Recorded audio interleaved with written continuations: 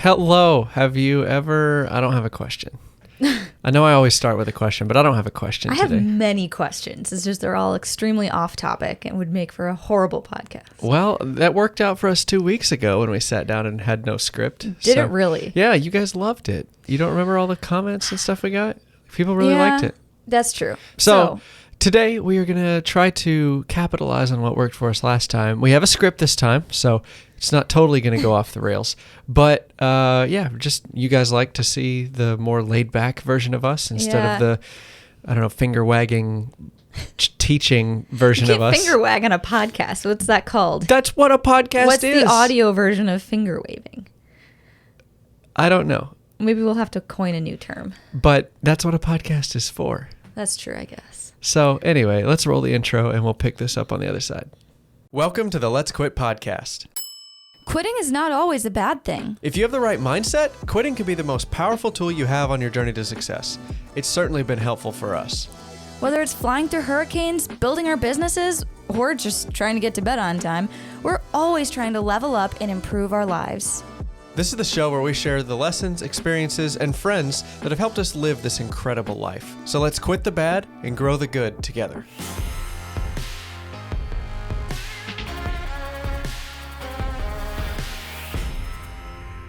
All right, we would love to thank our supporters. This is a listener-supported show. Yes. We don't get paid anything for doing this yet. Well, that's not true. We have some wonderful folks over on Patreon that help support the show. They throw a couple dollars in the hat. Yes. Goes a long, long way to helping us. It really does. It really, really does. Like, for example, we updated our mics. Oh, yeah. You guys can't tell because they're literally the exact same mics. I hope they sound the same, but we got 2 new microphones because the ones we bought were during COVID. They were off of eBay, and I think that they were like returns to a store or quality control rejects right, because or something. Everybody was bored and wanted to start a podcast during COVID, so all these mics were completely sold out. Guilty. Yes, guilty as charged. That's us. Hello. And so we were like, well, there's no good mics left. They were out of stock. Price. Right. So it was either buy the $500 microphones, which we didn't know that we were going to do the podcast full throttle yet. So the podcast mics that we use now are from a company in Australia. They're very well respected. It's the same company that makes our camera like microphone that you hear our YouTube videos in. Anyway, shotgun mic. Long story short, we kept having problems with Jennie's microphone. Yes. My microphone cut out a couple times. We I don't know, at this point we're at 30 something episodes, and we've had to re-record at least 4 or 5 at episodes, least half a dozen. Right, because my mic would just quit working halfway through, and then we'd listen to it and we're like, you've got to be joking. Anyway, thanks to our wonderful patrons, we have saved up enough that we can replace these microphones. Yes. So thank you. If you'd like to help out the show, if it's benefited you in some way, really, we would love to take your money. But the best way you can help the show is just by sharing it with a friend. Yeah. Hopefully, over time, we can attract a large enough listenership that we can attract a sponsor. Did I just say attract twice in the same sentence? I don't know. I wasn't really paying attention. Well, but yeah, if you share it on Instagram, that's helpful. Share it on Facebook, that's also helpful. Texting it to people, your email chain with your family. I don't know. Just share it anywhere. We'll appreciate it. Yeah. Family group chat's a great place to tell somebody to start quitting. Yes, exactly. Let's Quit podcast. Yes. Just kidding. Don't do that. We're about to start some family brawls here. I don't want that happening. Anyway, so weekly recap. We've got basically 2 weeks to recap because last week you heard from our friend Jared. Yeah. So go back and listen to that episode if you missed it. But Jared's one of our good friends. He's worked with us with our private Facebook group for a while. Which is not a private Facebook group anymore. It's a private it's not. Discord group. Correct. Thank you. I'm still trying to get the word swaps out of my head. Yes. So anyway, that was a really good episode. Y'all seem to really like that too. So, but in more pressing news, I guess, we put out I felt like it was a huge video on YouTube last week. The one about our channel. Yeah, we feel like it was a huge video because to us it was huge. It's something we've been thinking about for a long time, and then we finally, I guess, released it to everybody else. But I don't know.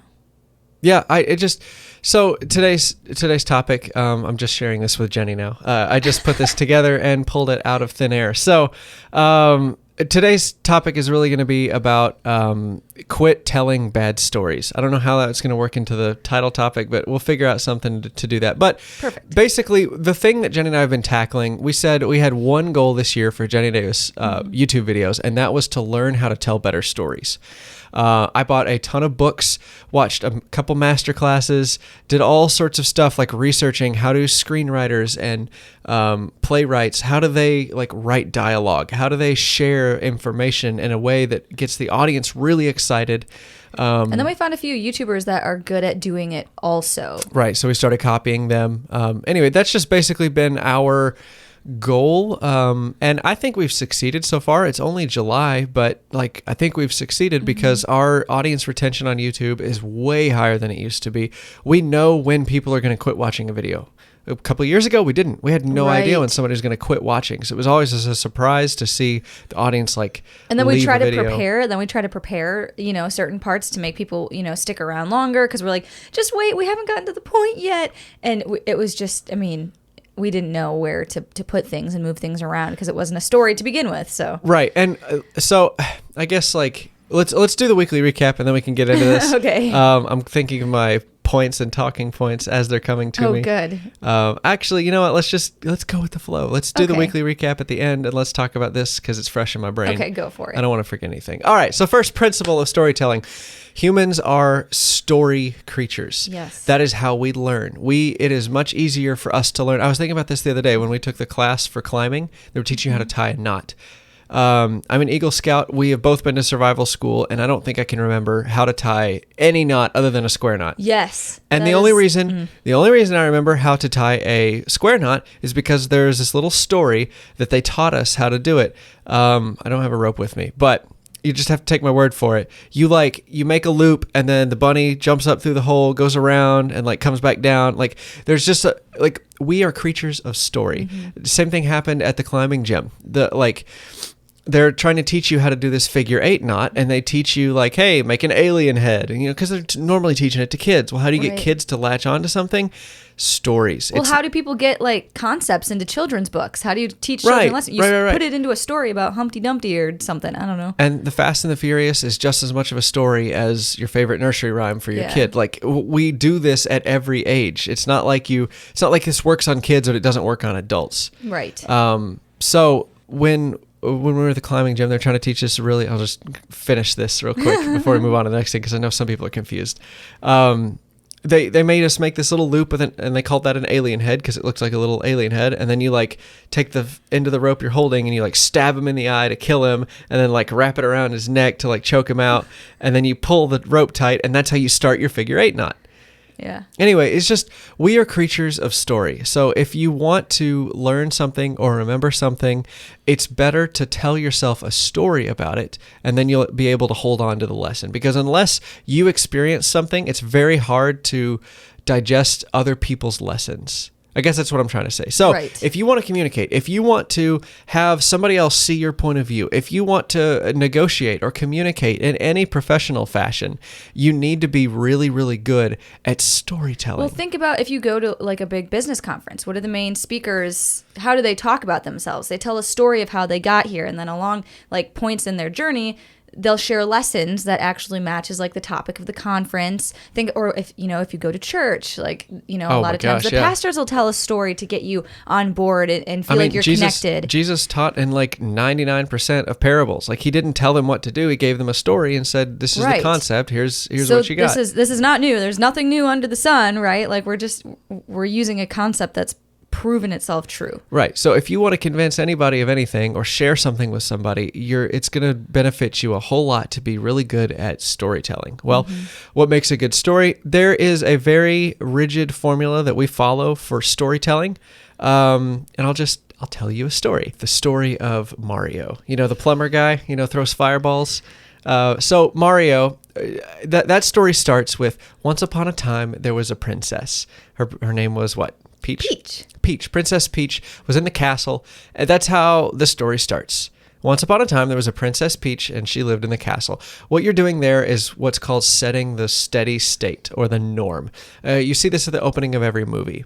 You see the skyline of the city that they're in, New York City, and then they show like what time period it is. They show the cars or the vehicles, or you can just tell by the way people are dressed. Right, they create context so you know what's going on. Right, and so after that, they set the scene for what's normal. And then something crazy happens. The Inciting Incident is the formal name. And Bowser will steal Princess Peach from the castle. Right? So something comes along that disturbs the norm. Now, at that moment, you move to the next thing, is the first choice. And that's where Mario gets to choose, okay, what am I going to do? Am I going to save Peach, or am I going to continue just throwing fireballs at people? Well, I don't think he does that for fun. Have you met him? No, I haven't. Okay, that's fair. Moving on. Anyway, so Mario has a choice. He can either save the princess or do nothing. Well, he obviously chooses to save the princess. So then he goes on his quest, and it's this series of choices and reactions to those choices, and choices and reactions to those choices, until finally you get to the ending where you get the end of the story, and you get to decide the resolution. You get to decide the external resolution, which is like what's happening in the physical world. Does Mario actually save Princess Peach, or does Mario not save Princess Peach? And then on the internal, like, did Mario go through something where he's happy with himself, or did he go through something where he's sad with himself? Yeah, is it resolved or is it still unresolved? Right. So sometimes in like a romantic comedy, like the guy and girl always end up together, but sometimes there's like some doubt, right? Mm-hmm. Like other chick flicks, like the external drama is solved, but the internal drama continues on. So it leaves you with something to think about, even though the movie's over. So you can have two different resolutions. You can have the internal resolution and the external resolution. Now, that is a huge lesson on how to tell a story, but that's the formula you need to wrap up your points in. So if I was trying to, what's a story that we've told? Like just on the YouTube channel. There was one with the bank. There was one. Oh, the bank. I like the bank. Let's do the bank. So, well, I actually don't like the bank, but go on. The bank. How we've done this in our YouTube videos is, first off, we set the scene. I don't remember that video exactly, but we were talking about like, we've tried to open a new bank account. It's time for us to, it's normal. Oh, yeah. I think the steady state was we have a bank account, but like we need a separate one because we want to delineate some of the money into, even smaller subsets or whatever. Right. So the inciting incident was that we tried to go to the bank and open a new account, and they wouldn't let us. So then we started giving choices, decisions, and reactions to those choices. And then finally, at the very end, what did we decide?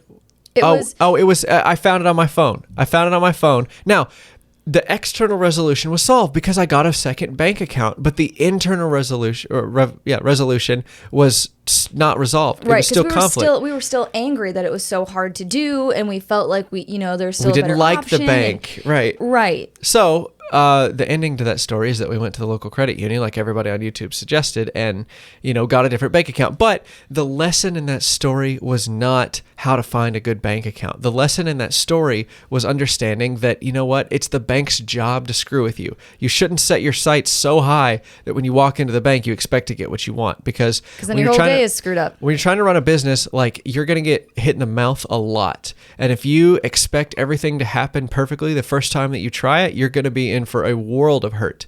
So the lesson there was just take the punches and keep trying. So if you're trying to teach a lesson to somebody, or I don't know, whether it's a family member or a friend or something like that, you'll do well, or you'll find success if you can wrap it up in a story. And I know that sounds like a lot of work, but the more that you practice this, the more that you're automatically going to be able to do it. So we did this. This is kind of like falls into the weekly recap, I guess. But this past week we had a meeting I had a meeting with a branch of a realty office, and it was virtual. And I was like, man, so that means I'm gonna have to have like slides for this, and then I'm gonna have to talk. Like, what am I gonna talk about? And I was like, we just need to tell our story. Like, that's what people care about. They don't want to hear our, like, stupid facts and statistics and what woods we make our cutting boards out of for closing gifts. And, you know, they want to see, like, hear, like, how we started our business and why should they support us and who are we. So I wrapped it all up into a story. And instead of, like, going through slides like a boring sales meeting would, I said, hey, here's the steady state. We were in North Dakota. Here are the jobs. Inciting incident. The jobs were really not good and we were exhausted and it's not what we wanted in our lives. All right, decision. We chose a different job. Other decision. We chose to start a business and we made it, you know, geared toward realtors. Yay! I've resolved every issue, but there's still some internal issue because it's like, you don't have my gifts and you should have my gifts. Right. Well, that's the internal drama that they need to help fill and finish the story is like, yeah, your life is better because you started a business, but it's only better if that business makes money. So then the logical hole in the story is for them to step in and give us money. Correct. Which they do. And we're so thankful of. But like, just the power of telling stories. I guess that's our whole point for the topic today is just the power of telling stories is like the key to understanding human behavior. Right. Like if you can tell a good story, like you can really get anybody to do anything. And you've got to use your powers for good, not evil. Yes, exactly. I feel like we just ended a movie right there. And so all that being said, we kind of just wanted to share that because that's what we want to start doing with our life, like life stories on YouTube. Right. So the reason why we put out that video, it ended with like the Jennie and Davis life, you know, little picture with the Logo, scripty words, logo. Thank you. I don't know why. Splash screen, I think is what it's actually called. There we go. Because that's what we want to do. We don't want to just tell stories about how we, you know, went to the hardwood dealer and couldn't find what we wanted. Like we do. We really do. We want to keep doing those stories. Well, we talked about it in the video. Like our channel from the very beginning has been us sharing lessons that have worked for us, whether that's woodworking tips, whether that's business tips. And now we're just going to step into the other arenas of our life because we have gotten to do some pretty incredible things despite how average both of us are. So we want to share how normal average people can take advantage of their opportunities and situations to put themselves in a better spot. And so that's really all we're trying to do with our YouTube channel now. We are still going to be posting woodworking content. People were so scared in the comments. They were so terrified that like, we're not going to be posting regular woodworking content. Guys, this is our lives. We're not giving up on business. There's a bunch of people that were really mad and like, this is the start of them being YouTubers, not doing a business anymore. I'm like, guys, we are YouTubers, but we're still doing a business. I'm not quitting the business. Like, well, and that's the thing is like, oh, we're going to share more from our lives, but our lives right now are woodworking business topics. Right, like that's just our life. Right. But we've got other parts of our lives that we want to share too. So, you're just going to start to see some more stuff. That's basically all we were trying to say with that video. There's our title topic. Let's get some action steps and then we can go to the weekly recap. So action step, research the different parts of the story. It's really easy to Google. It's actually not really easy to Google. I had a really hard time trying to find like very clear step-by-step instructions on how to write a story because it comes naturally to some people, and those people, when asked for advice, give terrible advice. It's like because it's so obvious to them. They're like, why should I have to break this down to you? Why should I give you action steps? Just because you're good at something does not mean you're a good teacher at something or at that thing. So know that if you start trying to listen to people who are good storytellers, they're going to give you a bunch of crap, honestly, because like it comes naturally to them. So they're not focusing on all the stuff that they do unconsciously. They're focusing on the things that they choose to do. It's like the advice that actors and actresses give. It's like, oh, just be your best self. Like, just focus on you. Or even the YouTube advice is like, just make videos that you want to watch. It's like, that's not good advice. That's not all of it. That's what worked for you, but you just happen to like something that millions of people were interested in. So you can't just tell somebody to make videos that you would want to watch because, you know, it baked into that philosophy is that what you're doing and making videos on is watchable. Right. So anyway, but it's hard to find that information from somebody who is not good at storytelling naturally and who has come to be very good at storytelling. Like there's not, because those are the people that give the best information, but it's like, how do you find those people? There's a book, it's got I forget who wrote it. Isn't it like Next Door in the Other Office? It is Next Door in the Other Office, but I can't be bothered to go get it. It's a blue and green cover, predominantly blue cover, if you can find it on Amazon, and it's called Storynomics. Yeah, Storynomics. There it is. Okay, I got the title right. It is Storynomics. Here's what it looks like for the 5 people that watch on YouTube. Robert McKee and Thomas Garase. I don't know. Oh, We will butchered that name. Sorry. We'll put this in the show notes. You can find it on Amazon. It helps us out too because we'll give you a referral link. Yay! Anyway, it's a great book. It breaks down all the steps of the story like we talked about. So that's your action step, is to go look up that book or try to find the similar stuff online, because getting good at storytelling is really going to be a nice tool to have in your belt. And you know what's so going funny? Forward. Once you have all the steps, it's so crazy to see how obvious they become in other stories and in movies. You're like, oh my gosh, steady state, inciting incident. Oh my gosh, yes, decision number 1. Like, how have I not seen this before? Well, I mean, everybody can predict the ending of a movie. Like, everybody knows, like, okay, something bad's about to happen. Like, but you never know exactly what it is or why. And it's so crazy to, like, even look at children's books now and be like, man, they followed this almost to a T. This is too funny. Yeah, I thought it would ruin all movies and stories and TV shows for me, but it's actually made me appreciate them at much more depth because I'm looking at how the director and the writer, like, reveals information. If you watch Breaking Bad, I saw this TikTok about this the other day, but like sometimes it's better to give your audience the pieces to the puzzle than to just come right out and say it.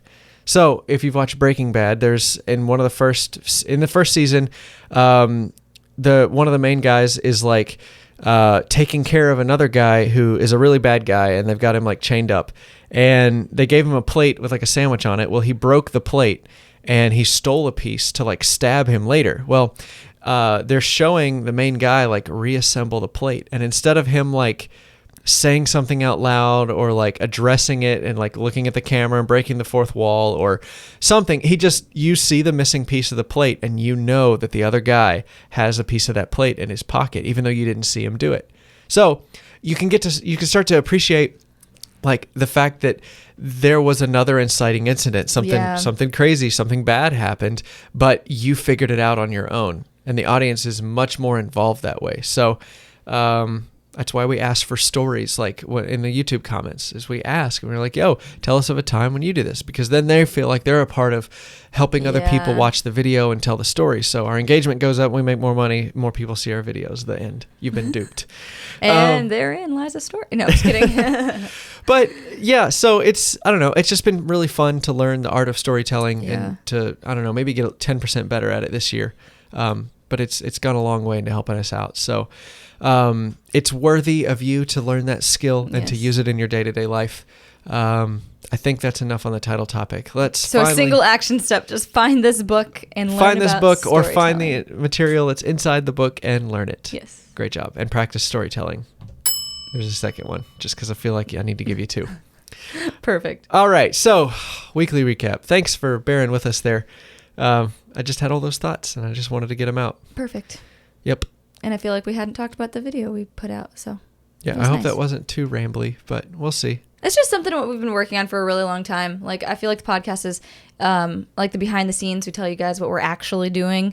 Right. Like, here's what comes out on YouTube, which is pretty like close to life. Maybe not on the exact like timeline day to day, but the podcast we like to talk about more in depth, and this whole storytelling thing has been what's happening with us over the last like year. So right. Well, we started. So we only had 3 goals. We had them written down somewhere. I can't find them anymore. I think they're somewhere. Yeah. But we had 3 goals for the year. Number 1 was to launch a podcast. Mm-hmm.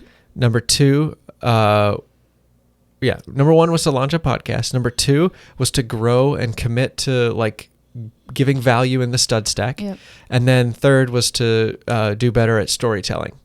And then our only goal for the woodworking business was to be ready for a commercial space in 2022. By the end of the year. So whatever we need to do this year to prepare us to move out of the garage and get a commercial space, that's what we're doing. And so far we have accomplished 3.5 out of those 4 goals. We are so close to a commercial space. Yeah. We can taste it. Like, we really should be like looking for commercial spaces at this point. Anyway, maybe we'll do that in a couple weeks. Yeah, we'll see. It's one of those hard things where like we want to, but we also don't want to let ourselves do it. And that's going to be really scary. I don't want to get one that's too small. That's my biggest fear. Obviously, we got to get what we can afford, but like I don't want to get one and then be locked into a 3-year lease and say, well, it's too small now. So yeah, that and the location. I want to pick a good location for us. Yeah. Like if we move, I don't want to be too far. Well, I'd love to, like in a dream world, I'd love to do like meetups and stuff and like, I don't know. We'll see. We'll see where it takes us, but Yeah. So weekly recap. I don't know if you can hear the thunder in the background, but it has been storming nonstop. It's been like a month straight of thunderstorms every afternoon. Like, I did not realize that this happens so often. Well, I guess it doesn't. I was hearing some other people talk about it, and we looked up the weather patterns too. Like, it's unseasonably wet. Yes. So especially June. June was absolutely unseasonably wet for Houston. July, I haven't looked at the numbers yet, but every single day, pretty much at like 1 p.m., like clockwork, you hear thunder. And then it continues like on and off until about 10 p.m. It's just pop-up thunderstorms, like nothing crazy. It's just there's lightning and thunder and rain just about every day. And it's just wet. So humid. Oh my gosh. Yeah. But that's okay. It just makes the sunny days that much better. We did get one sunny beach day, and we got another surf day. Oh, we did go back to the beach and surf. Yeah. That was fun. So that was a good time. Yeah, and we stayed out like all day. We didn't get too sunburned. It was really cloudy in the morning, and then we came out and the sun came out. It was really nice. Yeah, we burned pretty easily. So this time we got an umbrella. You don't say. Yeah. So, what else did we do this week? We put out that video. What about last week? We had the meeting with the realty company. We sent out 8 boards to a mortgage broker in town. Yeah. We had heard of mortgage brokers. They're essentially realtors for banks. So for your loan. A realtor is to houses what a mortgage broker is for banks. So if you want to shop around, get the best interest rate and terms of a mortgage from a bunch of different banks, you talk to a mortgage broker and they can do that for you. So they make, I think in Texas, they make 2.75% of the loan amount. So it's relatively close to what a realtor makes. Yep. But instead of driving a couple all over town showing them houses, then they never buy one, you're just calling a bunch of banks. So it's not near as much, I don't want to say not near as much work because I know that it is. Right. It's just, I don't know. It's not as time consuming. But I don't know. I feel like I don't know enough about it to fully decide like which one's easier or harder.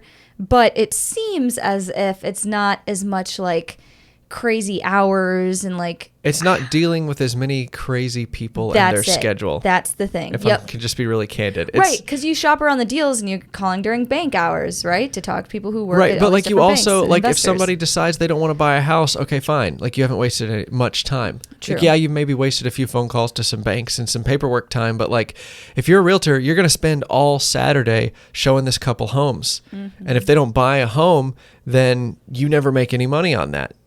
But with this mortgage broker, like all they do is put a package together and send it to the banks they normally shop it out to. Yeah. So, and it's super funny too because so obviously we follow a lot of. Let me finish the thought. Go the reason we sent boards to them was because they like to do closing gifts sometimes. So we sent a board to everybody in their whole office, just trying to overwhelm them with gifts.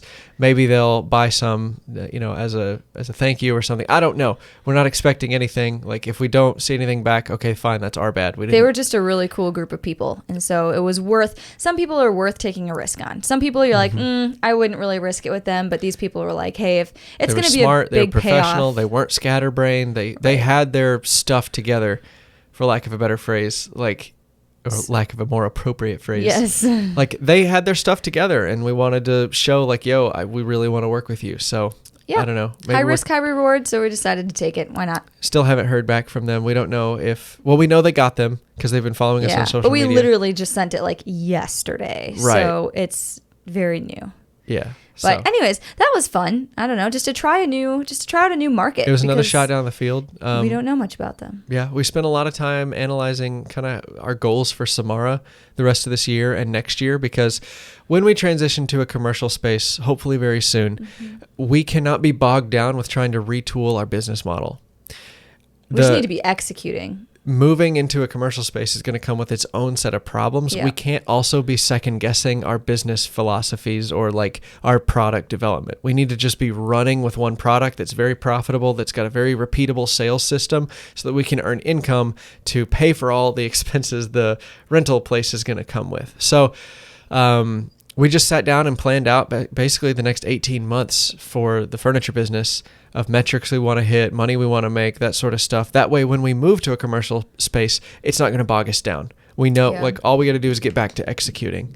And it's a very fun type of meeting to plan. I don't know. I enjoy that. Obviously, we're very good at like coming up with new ideas. And so you're like, oh, we could do this. We could It's the one day a year we get to do what our brains are wired for. The rest of the year we go back into the salt mine and just do the same thing over and over and over. It's funny because even after that meeting's done, we're like, all right, there's all our new ideas. And they're like, okay, well, now we have to boil it down into like executable steps. What are we actually going to do to accomplish those new ideas? And that's when our brains are like, oh, I've got to organize things. Yeah. Man, this sucks. It's a sickness. It really is. Yeah. But I mean, it was good. That's what our business needs from us right now. Yep. We can't be so afraid of organizing or planning that we don't do it, because then the business needs somebody to do it. Yeah. So we can't ignore those things forever. So anyways, have we done anything else? I'm tired after this one, guys. That was a lot of mental energy to talk, like to give the lesson on the spot, like on the storytelling thing, was like really tiring for me. Like I need to go take a nap or drink some coffee. You don't get to take a nap. I'm sorry. It is right after lunch, so maybe it's just the blood sugar crash from eating lunch. Yeah, I'm trying to think like what else. Those are pretty much the biggest things we had after that planning meeting. We had a lot of work to do. Like a ton of stuff got added to at least like my to-do list of things we've got to switch over and trackers we've got to make. It's so unfortunate. Can we talk about that for a minute? So right now right now the business is more dependent on Jennie than it is on me. It's easy. All I got to do is make cutting boards, and she's not selling. Like we finally caught up to the ones Jennie had sold, and I'm working on the next batch to get a little bit ahead. The business right now is very easy on me, because I'm writing tool manuals when I'm bored, and I'm building cutting boards just to stay busy.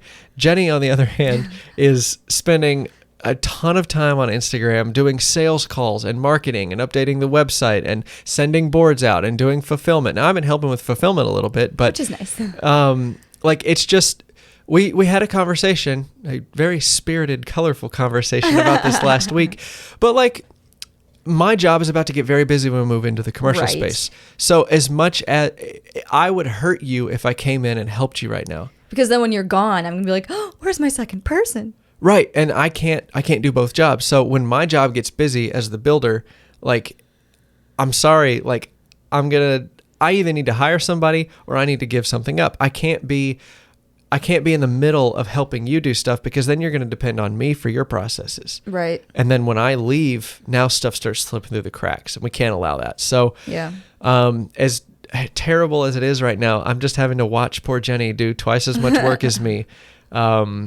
I don't know. That doesn't feel good. But like, I mean, we saw this in the military too. Like when you're a leader, like the leader cannot be the one that's burned out, because your assets to the unit are the fact that you can make good decisions and you can logistically put all the pieces where they belong. And that's sort of the part I'm playing right now in the furniture business, is slowing down, seeing things from an objective point of view. Right. Like you get to be the sane one right now. And then one day maybe that switches and then you're super busy and need employees. And I'm the one that gets to slow down and kind of think like big picture. Right.